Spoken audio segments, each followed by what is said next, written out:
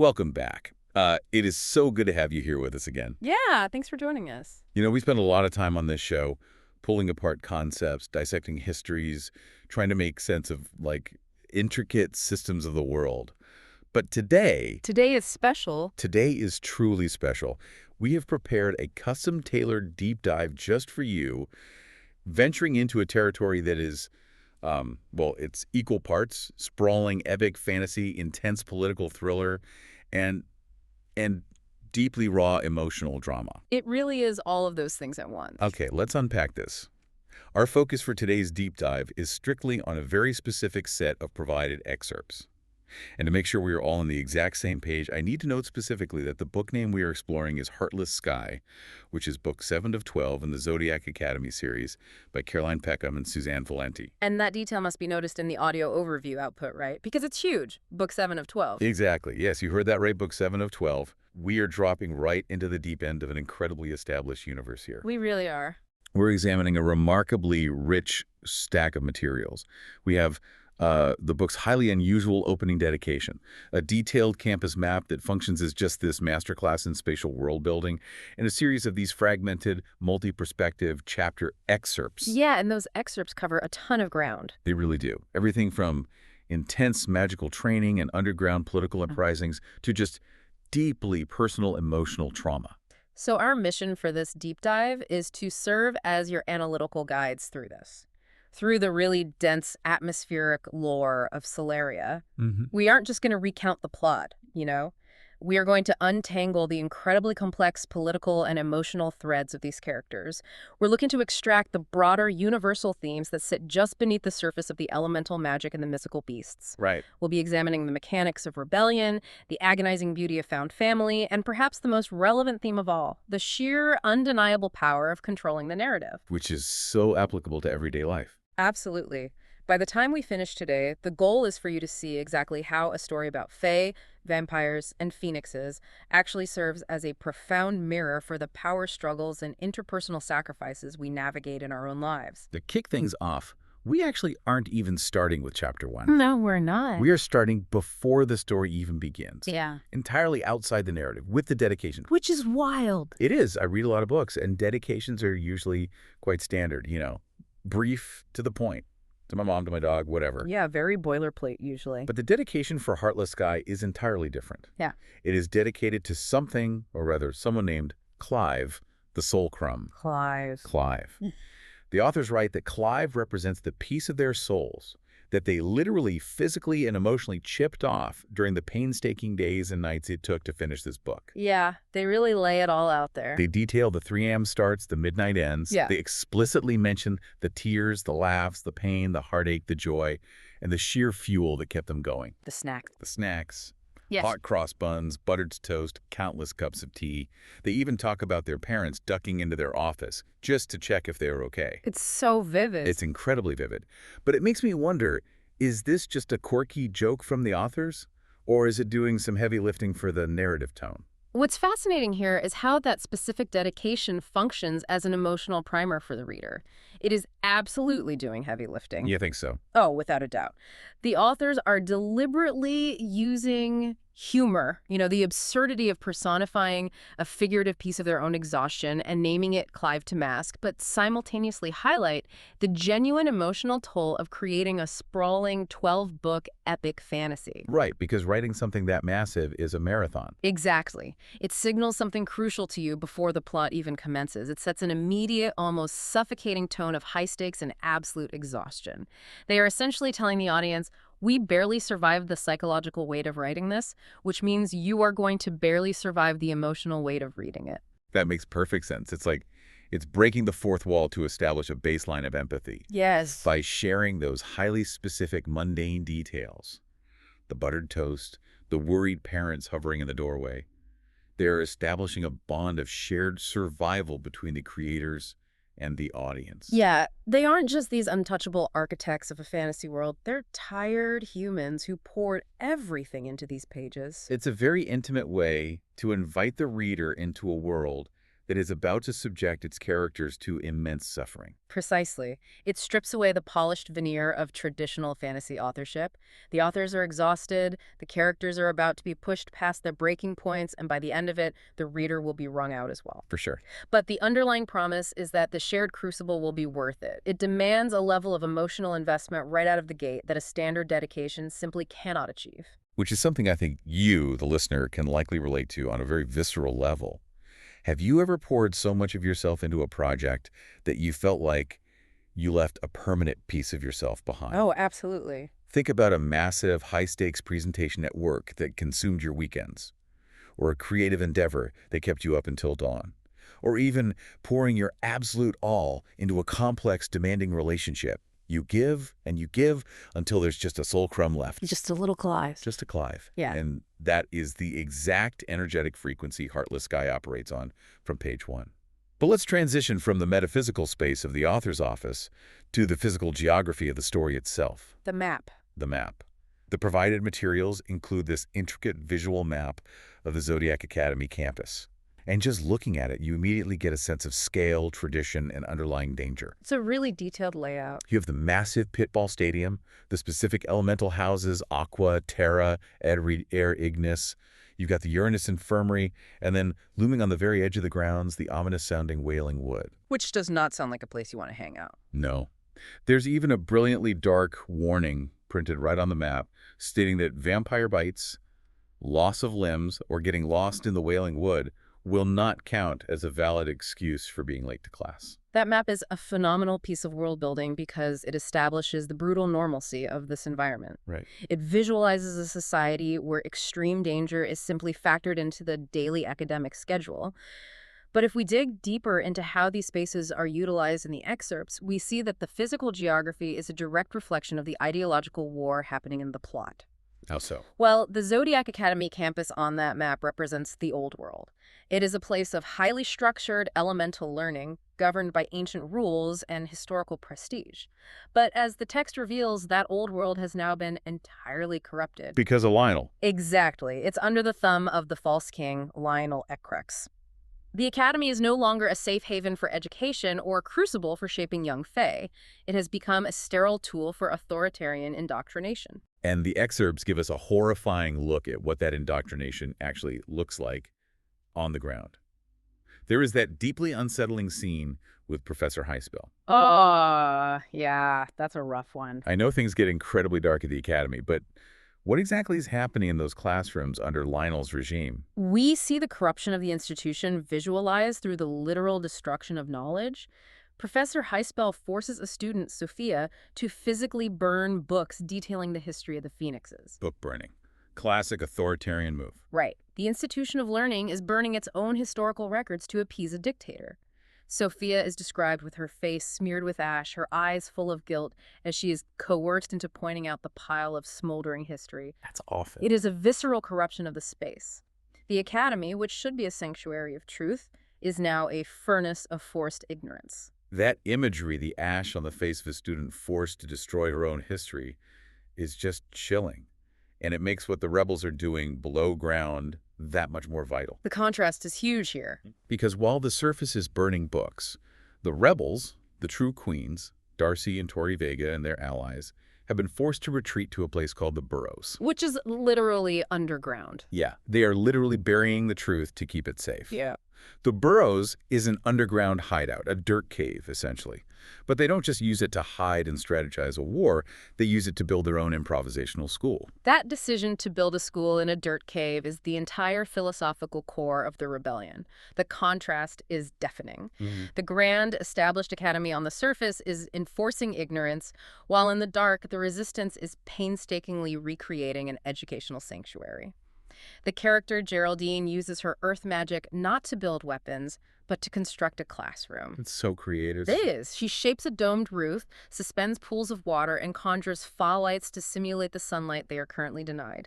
She grows petrified gray wood into desks, custom engraving them for each student. It's an act of profound defiance. She isn't just making furniture, she is using the earth itself to carve out a psychological space where the truth can survive. Exactly. The geography of Solaria is practically shouting the central themes of the book at us. The shiny, historic surface is deeply corrupt and rotting from the inside out, while the gritty, hidden, unpolished underground is where salvation and true enlightenment are being nurtured. It's a complete inversion of what you'd expect. It reframes what a place of learning actually is. It isn't the grand architecture, it's the commitment to the truth within the walls, even if those walls are made of packed dirt. It perfectly illustrates that the rebels understand what Lionel Acrex understands. The war isn't just about who sits on the throne, it is about who controls the minds of the next generation. And that brings us to the political maneuvering that is tearing this world apart.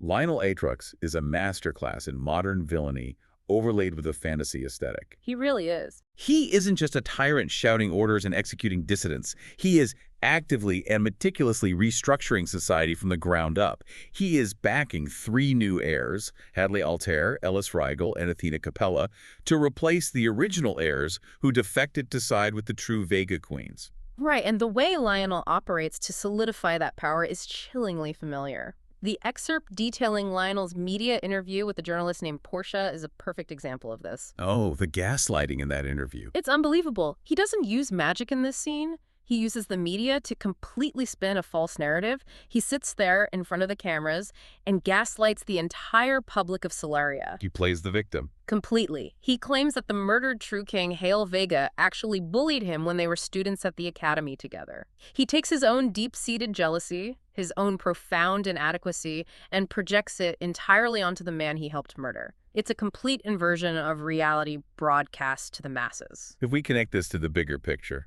Yeah, if we connect this to the bigger picture, Lionel Acrex is utilizing the exact step-by-step playbook of real-world historical authoritarianism. Yes, he is a dragon fae who can literally breathe fire. Yes, he utilizes violent magical force, aligning himself with dark creatures like the Shadow Princess Lavinia. But his most dangerous weapon, by far, is information. It's the propaganda. Exactly. He fundamentally understands that to cement a dictatorship, you don't just eliminate your enemies, you have to rewrite the collective memory of who your enemies were. You force the burning of Phoenix history books so the youth forget their true power and heritage.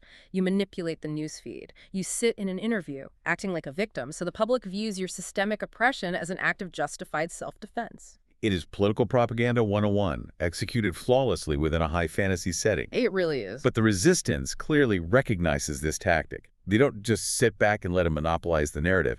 We get this incredible look at how they fight back, not with swords or elemental magic, but with a printing press. The newspaper. Yes. A character talks about taking over the daily Solaria newspaper.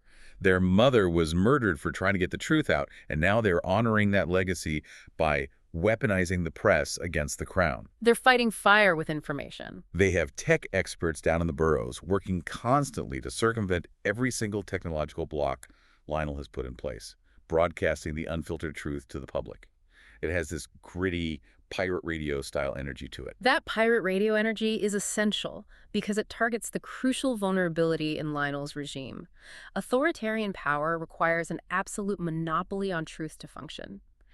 The moment a crack appears in that monopoly, the moment the Daily Solaria publishes a single unsanctioned fact or exposes a lie, the illusion of absolute control begins to fracture. People start asking questions. Exactly. The public begins to doubt. Lionel knows this, which is why he goes to such horrifying draconian lengths to maintain his image. He cannot allow any deviation from his narrative even, and perhaps especially within his own bloodline. Which perfectly transitions us into one of the most heartbreaking subplots in these excerpts. We have to talk about Xavier. Oh, Xavier's story is just, it's brutal. How does Lionel's macro-level political propaganda translate into his treatment of his own family? Xavier's trauma serves as a devastating microcosm of Lionel's macro-political strategy. Xavier is Lionel's own son. But Xavier didn't emerge as a dragon, like his father. He emerged as a Pegasus. Right. In Lionel's rigidly bigoted, dragon-first supremacist worldview, having a Pegasus for a son isn't just a disappointment. It is a severe political liability. It contradicts the narrative of pure, dominant bloodline superiority that he uses to justify his rule. So what does he do? Lionel's solution is to erase reality. He locks his own child away. He subjects him to order reassignment, a practice so wicked and agonizing that it is explicitly outlawed. It's just evil. It is. Lionel is perfectly willing to mentally and physically torture his own son and cast a permanent, suffocating illusion over him just to preserve a manufactured public image. The cruelty of that is staggering.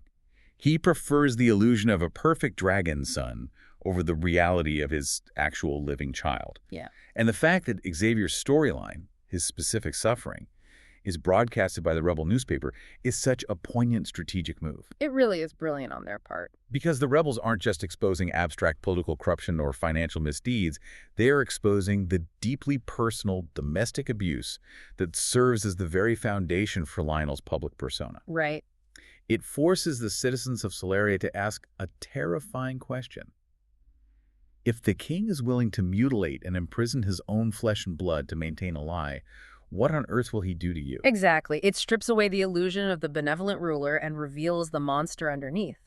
Lionel cannot tolerate reality if it contradicts his narrative, whether that reality is the true history of the Vega family or the biological reality of his own son's magic. It's all about control. It is a terrifying exploration of how prejudice, when combined with absolute power, attempts to overwrite nature itself. It is incredibly heavy, and yet so masterfully woven into the larger plot. But here's where it gets really interesting. Oh yeah, the magic. Because Heartless Sky doesn't just dwell in the suffocating darkness of political oppression. It balances that out with some truly epic, paradigm-shifting magical discoveries that completely change the trajectory of the war. It's a huge pivot point. Let's shift our focus to the ancient lore and the concept of the Phoenix Reborn. In the excerpts, we see characters transitioning from just surviving day-to-day to actively seeking out the forgotten truths of their heritage. There is this breathtaking scene where Darcy and Orion manage to infiltrate an ancient elemental library. The description of that library is amazing. Just stunning. The architecture of that library is deeply symbolic. It is described as having these massive stone faces of women carved into the walls, representing the core elements. A waterfall spills directly from the mouth of the water elemental. Lava swirls in the deep cracks of the fire elemental. Exactly. It isn't just a room holding books. It is a sacred temple of raw foundational knowledge. And the knowledge they uncover there provides a crucial turning point for the resistance. Right, because Orion, who essentially serves as the scholarly backbone of the resistance at this moment, is digging through these ancient texts while sitting cross-legged on a bed, doing the exhaustive historical research that Lionel is actively trying to burn. Putting in the work. And he finds a tome called Stones of the Sky. Within it, he discovers a 400-year-old prophecy that reads, "Reuniting the stones of the Zodiac Guild will mark the dawn of a new reign." This introduces a classic high fantasy trope. The quest. The MacGuffin hunt, yeah. The search for ancient artifacts to unlock a new power. But it is executed beautifully here because it gives the rebels a tangible offensive goal. They aren't just hiding anymore. Right. Up until this point, they have largely been playing defense. They've been hiding in the burrows, reacting to Lionel's attacks, trying to broadcast the truth. But this prophecy shifts their posture. Yeah. They have a distinct proactive quest now. They have a roadmap to dismantling the false reign. But while Orion is buried in dusty books translating ancient text, Darcy and her twin sister Tory are experiencing something much more visceral and profound. The Palace of Flames. Yes. They are transported using magical stardust to a lost mythical location called the Palace of Flames. And who do they meet there? Their ancient ancestor, Queen Avalon. Which is huge. It's a direct communion with their bloodline. Avalon isn't just a spirit offering vague advice. She is an active instructor, there to teach them what it actually means to be a phoenix. And what she teaches them completely subverts their entire understanding of themselves. How so? Well, up until this point in their journey, the Vega twins have largely viewed their phoenix fire as a volatile weapon of pure destruction. It's dangerous. It is dangerous, it is unpredictable, it burns. They have viewed themselves as anomalies. But in the Palace of Flames, that lore is radically expanded. They learn that their tears possess miraculous properties. They cure diseases. They can cure deadly fey diseases, with the magic literally burning the affliction out of the host's body. Furthermore, they learn that when their fire is wielded correctly, with intent and control, it can create a spectral bird whose song has the power to rally armies and completely obliterate the emotion of despair in anyone who hears it. Obliterate despair. That is incredible. So their magic isn't just a physical weapon, it's an ideological counterstrike. Exactly. It moves them from being traumatized survivors who are just reacting to the horrors inflicted upon them to becoming educated, deliberate queens. The psychological impact of realizing your core nature isn't just to destroy, but to heal and inspire hope. I mean, it must completely recontextualize their entire fight against Lionel. It changes everything. They aren't just fighting against him. They are uniquely, biologically designed to counter everything he represents. That is the exact philosophical shift the narrative is making. Lionel rules entirely through the creation of despair, fear, and division. The Vega twins discover that their biological magic is literally the antidote to despair. Wow. It elevates the central conflict from a simple political squabble over who gets to sit on a throne to a fundamental elemental clash between hope and tyranny. It is no longer just about power, it is about the spiritual survival of Solaria. That's powerful. But, as we see repeatedly in the text, navigating that clash between hope and tyranny takes a horrific, deeply personal toll on those caught in the middle of the war. Which brings us to Diego. Oh, Diego. The excerpts detailing Diego's internal monologue and his fragmented memories are incredibly tough to read. He is a character caught perfectly in the crossfire of this ideological war. He's stuck. He's a nymph, and he was sent by his intensely abusive uncle Alejandro to infiltrate the Zodiac Academy as a double agent. His core mission was to spy on the Vega twins and eventually deliver them to the nymphs to be exploited or killed. But the tragedy of Diego is that he desperately doesn't want to be a villain. The longer he stays at the academy, the more he starts falling in love with the Fey life. He genuinely cares for his friends. He loves the freedom of the environment, something he never had under his uncle's control. Diego is the absolute embodiment of the series' core thematic conflict. Chosen identity versus biological destiny. Definitely. He is biologically tied to the nymphs and legally and physically bound to his abusive uncle by magic and fear. But his soul is actively yearning for the community, the quote-unquote herd he is found among the Fae. And the psychological horror of his situation is amplified exponentially by the presence of the Shadow Princess, Lavinia. She is terrifying. The text provides this deeply unsettling look at how she calls to Diego's soul. She doesn't just threaten him, she deliberately feeds on his rage, his accumulated trauma, and his deep-seated feelings of inadequacy. She gets right in his head. She preys on his jealousy, specifically his agonizing jealousy. Watching Tyler, the Pegasus, dating Sophia, the girl Diego is quietly infatuated with. It is pure psychological warfare. The dark magic doesn't just control him like a puppet. It manipulates his deepest insecurities, whispering to him that he will never be worthy of love or belonging because he isn't Fae. It weaponizes his own self-hatred against him. And all of this internal torment culminates in a scene called The Reckoning. I know this is a pivotal moment in the series. How exactly does this trial work, and why is Diego so terrified of it? The Reckoning is a literal magical judgment conducted by the stars themselves. It is the ultimate vulnerability. Right. Diego is terrified because he is operating as a traitor. He is absolutely certain that the stars, in their infinite wisdom, will expose his treason, see the blackness and the shadows in his heart, and destroy him on the spot. That's a lot of pressure. But the trial isn't a legal proceeding. It is a profound spiritual interrogation. It is a series of questions spoken directly to the core of his soul, stripping away all lies, all pretenses, and all defenses.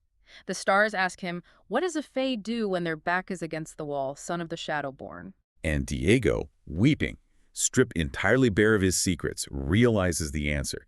He says, they fight. Yes. And then the stars ask the ultimate question, what does a Fae do with their heart? And Diego, despite all the darkness Lavinia has fed him, despite his uncle's abuse, decides the answer is they love. And that realization is the turning point of his entire existence. The stars aren't judging his biology, his species, or even the mistakes he was forced to make under duress. They're looking deeper. They are judging his spirit, his capacity for growth. When he answers that they fight and they love and that a Fae would do anything to be worthy of their place, the stars release him. They declare that he has passed the test. Wow. For one fleeting, beautiful, transcendent moment, the universe itself validates his existence. He feels what it is like to be truly, undeniably worthy. That's incredible. It is a staggering commentary on the idea that our worth is not determined by where we come from, our biological origins, or the dark circumstances we are forced into, but by the fundamental choices we make when our backs are against the wall. Do we succumb to the shadows that whisper we are worthless, or do we choose to fight and to love? It is such a powerful release of tension. If the stars are weighing souls with that level of intensity, it makes you wonder how these characters haven't entirely snapped under the psychological pressure. Oh, they come close. Between the political oppression, the constant threat of death, and having your soul literally interrogated by the cosmos, it is a miracle they can even function. They almost do snap. The pressure is immense, which is precisely why the authors, in a stroke of narrative brilliance, inject these moments of absolute chaotic absurdity into the text to vent that pressure. The comedic relief. Exactly. If the book was exclusively nonstop trauma and heavy philosophical trials, it would be unreadable. The tonal whiplash is essential for survival, both for the characters and the reader. I'm so glad you brought that up because we absolutely have to talk about the escape scene with Tyler, Sophia, and Professor Heispel. Yes. I know things get incredibly chaotic when they try to break out of the corrupted academy. Yeah. But what actually goes down in that moment? Because reading the excerpts, I had to do a double take. It is a vital counterweight to the gravity of the rest of the text. So the situation is dire. Sophia and Xavier are cornered by the oppressive Professor Heispel, who has just violently forced Sophia to burn the Phoenix history books. Right. Super tense. Tyler Corbin arrives, shifts into his magnificent Pegasus form to stage a rescue. Xavier uses his magic to blast a window open. Tyler and Sophia leap out the shattered window to escape. Like an action movie. Exactly. Heispel is running at them, arms outstretched, screaming, preparing to cast deadly, potentially lethal ice blades at their backs.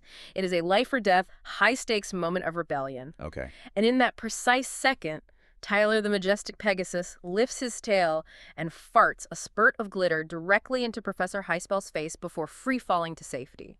Wait, a glitter fart? During a life-or-death escape from an authoritarian crackdown. A literal glitter fart. That is incredible.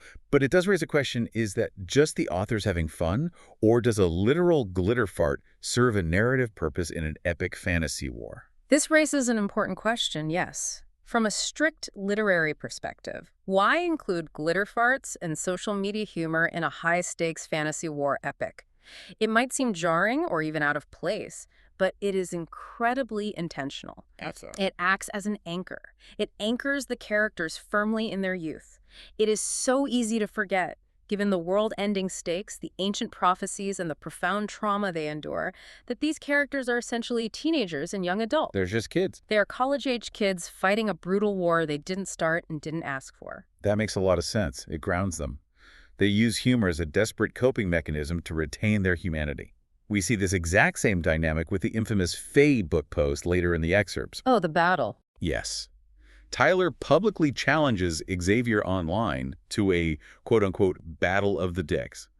They are literally running a public poll on their version of social media, prompting all these side characters to leave absurd, highly inappropriate comments, voting on a gilded schlong versus a gemless peen. That's hilarious. It is so deeply silly, so utterly immature, and yet in the context of the war, so incredibly necessary. The absurdity is the point. Despite the fact that Lionel Akrefts is actively trying to execute them, despite the fact that their world is literally burning, they are still young adults who desperately crave normalcy, humor, and pure connection. They just want to mess around on the internet. Right. They're fighting for their right to just be dumb, immature kids for a minute.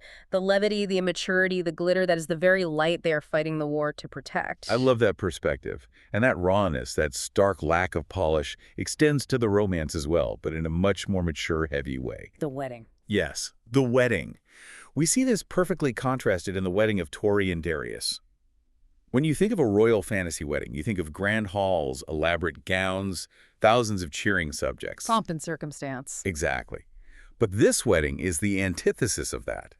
It happens outside, in the freezing pouring rain, while a massive storm rages overhead. The setting is entirely stripping away the fantasy. There are no traditional flowery vows. There is no pageantry.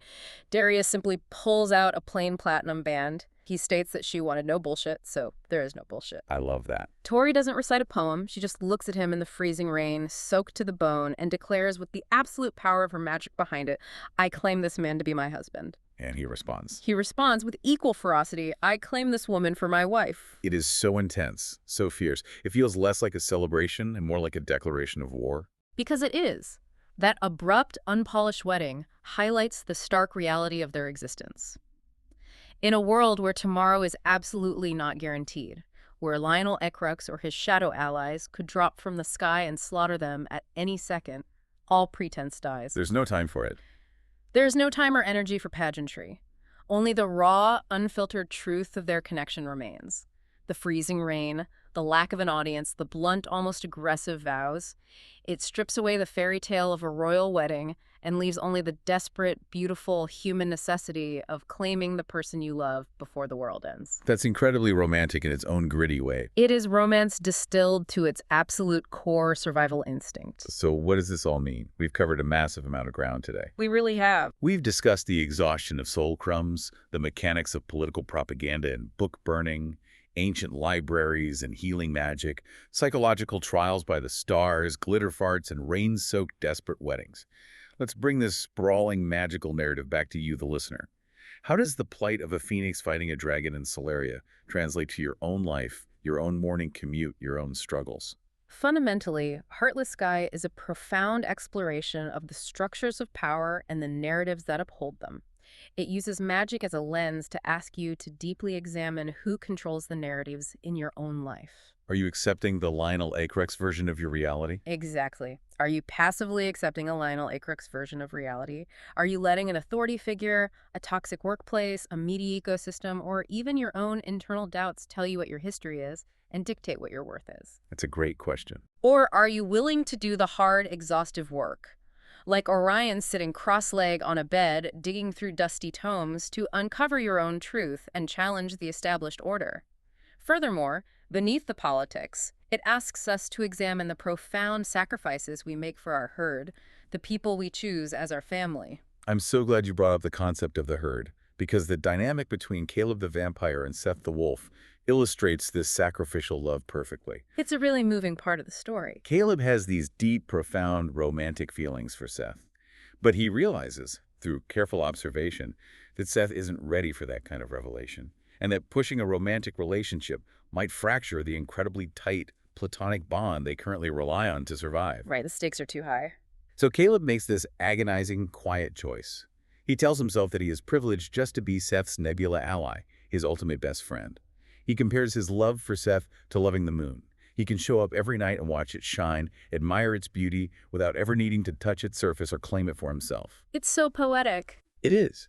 He suppresses his own romantic desires entirely, just to preserve the bond, to keep his chosen family safe and intact during a brutal war. It's a profound look at the quiet, painful sacrifices we make for the people we love. But it makes me wonder, is that kind of sacrifice sustainable, or is it just another form of self-inflicted torture? It is a quiet tragedy, and whether it is sustainable is the question Caleb wrestles with daily. But in the context of war, where the survival of the herd is paramount, personal desires often become collateral damage. Caleb's choice highlights the lengths we go to in order to protect the fragile ecosystems of our relationships. The magic, the vampires, the wolves, they're just a very shiny, highly entertaining vehicle for exploring the human condition. The core emotions are very real. Exactly. The anxiety of creation, the fierce resistance against oppression, the desperate grasp for joy and humor in the dark, and the quiet, heartbreaking lengths we go to for the people we choose to call family. These are not fantasy concepts. These are the realities of the human experience. That is beautifully said. Okay, let's wrap up this incredible journey. We have taken a deep dive through the complex, dangerous world of Zodiac Academy, tracing the lines from the political machinations of a false, gaslighting king who burns history to the ancient, healing magic of the phoenixes. All the way down to the tragic, beautiful humanity of characters fighting for their simple right to exist. Right, to exist, love fiercely, and occasionally post ridiculous polls on social media just to feel alive. It has been a massive emotional ride. It really has. And as we close this deep dive, I want to leave you with a final thought to mull over, building directly on the trial Diego faced. The reckoning. Right. In the book, Diego is forced to stand before the stars during the reckoning and have his soul stripped absolutely bare. He isn't judged on his species, his past mistakes, the abuse he suffered, or the family he was born into. He's judged on who he is in that moment. He is judged on his deepest fears, his ultimate capacity for love, and his fighting spirit when backed into a corner. So applying that to the listener. If the stars pulled you up today for your own reckoning, to judge your absolute unfiltered truth, what would they find? And more importantly, when all the excuses and pretenses are burned away, would you be deemed worthy of the path you're currently walking? Wow. That is definitely something to sit with and think about today. Thank you so much for joining us on this custom deep dive into Heartless Sky. We hope you found a few soul crumbs of your own along the way and maybe a little bit of inspiration to fight your own battles. Until next time, keep questioning the narrative, keep looking for the truth, and keep fighting for your herd. Take care.